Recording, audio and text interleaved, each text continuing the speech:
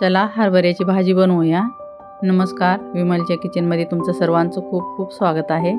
हे हरभऱ्याची भाजी वल्ली असताना ह्याला झाडाची तोडून ह्याला 2 ते 3 दिवस एका कपड्यावर वाळू घालतात आणि वाळल्याच्या नंतर ह्याला व्यवस्थित ह्याचे पत्ते पत्ते साईडला हलक्या हलक्या हाताने चोळून ठेवून एका डब्यात भरून ठेवायचं आणि अशी भाजी होते। ते जेव्हा बनवायचं तेव्हा या एवढी भाजी घ्यायची आणि त्याला चोळून त्याचे दंटल साईडला करायचं आणि थोडंच बुकटा करायचा भाजीचा। हे बघा भाजीचा बुकटा कसा केलाय तसं। आणि बेसन, भाजी आणि हे शेंगदाण्याचं कूट आहे।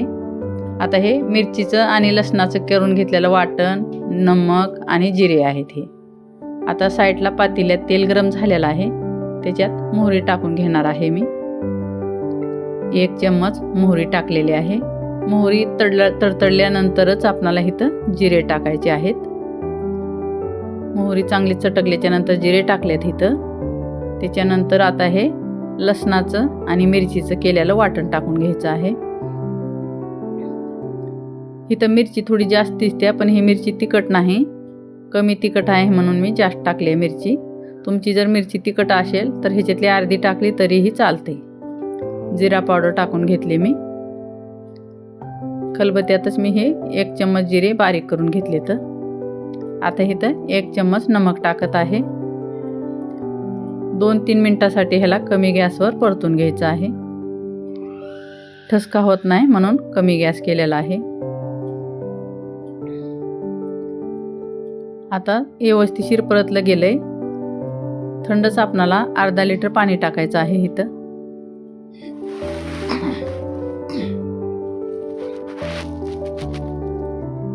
हे बघा अर्धा लिटर पाणी टाकून घेतलंय आणि ह्याला एक उकळी येईपर्यंत आता ह्याला हे भाजी, बेसनचं पीठ आणि शेंगदाण्याचं कूट हे मोटार वाटून घेतले, भाजून शेंगदाणे। ह्याला व्यवस्थित मिक्स करायचं हाताने किंवा चम्मचनं। असं केल्यामुळं गोट्या होत नाहीत आणि एका जागी पीठही पडत नाही आणि शेंगदाणे सारं व्यवस्थित मिक्स करून घ्यायचं। कोण्या भागात हिरवी भाजी येते ना, त्यालाच धुवून व्यवस्थित पिसून घेतात, मग अशी भाजी बनवतात। आता इथं गरम झाले आपलं पाणी। हे हाताने टाकायचं राहते, पण कमी प्रमाणात भाजी बनवते म्हणून 2 भागात टाकणार आहे। एका हाताने टाकत जायचं आणि एका हाताने हलवत जायचं, असं करतात हे जास्त असल्यावर। पण इथं मी कमी प्रमाणात बनवते म्हणून 2 टप्प्यामध्ये टाकली आहे भाजी।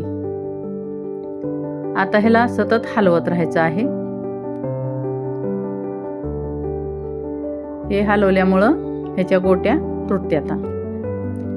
हे लातूर जिल्ह्यात आमचं गाव आहे, त्याच्यामुळं ही लातूर जिल्ह्यात भाजी अशी बनवतात।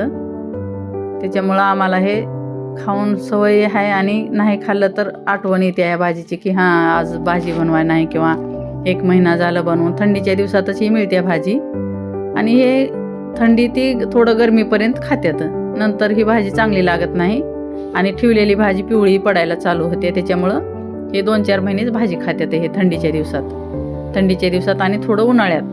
नंतर मग सांडगे हे चालू होते, तर मग हे भाजी करत नाही जास्त तर कुणी। आणि ही भाजी ठेवल्याच्या नंतर पिवळी पडते, त्याच्यामुळं थंडीच्या दिवसातच खूपच छान लागते भाजी। हे आपलं घुटून झालेलं आहे। आता याला शिजू द्यायचं कमीत कमी 5 मिनिट। शिजल्याच्या नंतर बघा थोडं घट्टही झाले आणि कलरही चेंज झालाय।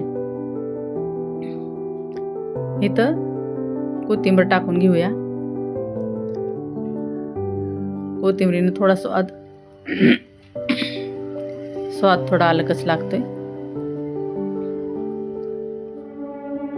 व्यवस्थित भाजी झालेली आहे। आता व्यवस्थित मिक्स करायचं, म्हणजे ह्याला बुडायला लागायला नको आहे। सतत हलवत राहायचं किंवा बुडातून चेक करायचं खाली लागायला नको आहे म्हणून।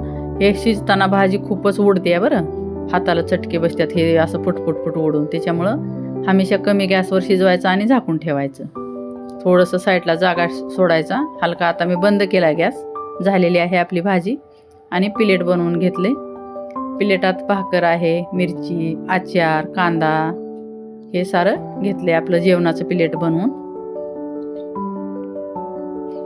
हरभऱ्याची गरगटी भाजी तयार आहे। आता जेवायला प्लेट बनवून घेतलेला आहे। कसा वाटला हरभऱ्याच्या गरगटीचा भाजीचा व्हिडिओ?